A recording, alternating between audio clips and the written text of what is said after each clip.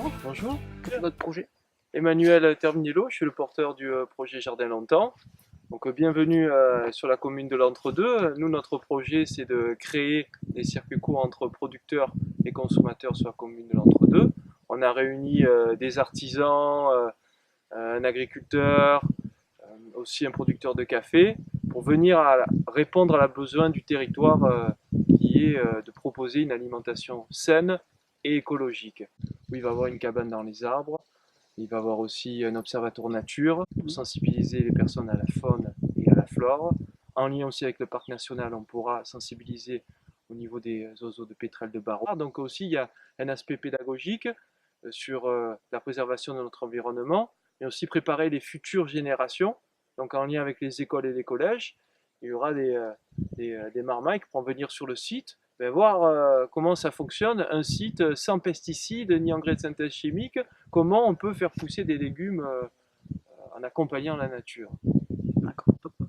Donc Pok Pok, j'ai connu ça sur internet et j'ai vu qu'il y avait des porteurs de projets qui mettaient leur projet sur ce site. Je connaissais déjà le financement participatif, le crowdfunding, par rapport à d'autres sites, KissKissBankBank, qui aussi sont dans cette dynamique-là. Donc le principe, je le connaissais, mais je ne savais pas qu'on pouvait avoir cette merveilleuse idée de faire du financement participatif sur notre île. Financement participatif pays. Toc. Ah oui, je suis satisfait. Au-delà de l'aspect financier qui nous a aidés pour démarrer notre activité, on a pu s'acheter un broyeur, on a pu aménager le site grâce à la location d'un tractopelle, mais c'est surtout les rencontres que j'ai pu faire euh, et, euh, et cette visibilité que j'ai eue du site grâce à la publicité du site Pok Pok. Les gens se commençaient à venir voir qu'est-ce qui s'est passé sur le chemin Coteau-Sec et ça a pris de plus en plus d'ampleur. Donc je suis très satisfait de cette dynamique. Dans quelques années, Ouais. j'imagine, comme je vous disais, cette cabane dans les arbres, Ouais. une petite case de longtemps juste ici, des ateliers pédagogiques avec les marmailles. Je fais aussi de la relaxation par les sons et les vibrations. J'utilise des bols, des flûtes pour relaxer les personnes. Donc il y aura aussi un centre de bien-être.